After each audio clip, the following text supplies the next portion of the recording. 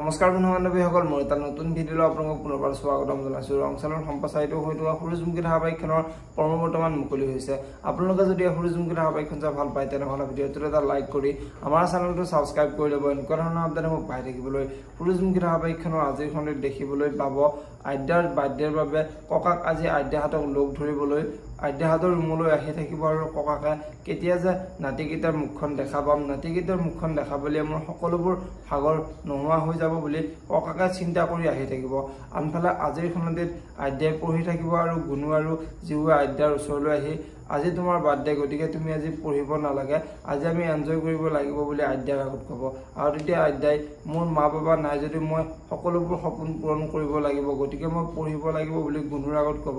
আৰু তেতিয়া গুণুৱে তুমিতো তোমাৰ সপোন পূৰণ কৰিবাই, কিন্তু এনজয়ো কৰিব লাগিব।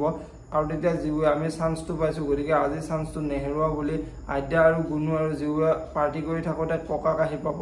আৰু ককাকে এইবোৰ দেখা পাই বহুত খং উঠিব আৰু ককাকে তহঁতক ইয়াতে পাৰ্টি কৰিবলৈহে থৈছোঁ নেকি, তহঁতে পঢ়া শুনাত কোনো গুৰুত্ব নাই নেকি বুলি ককাকে আদ্যা, জীৱ আৰু গুণুক গালি পৰা দেখিবলৈ পাব।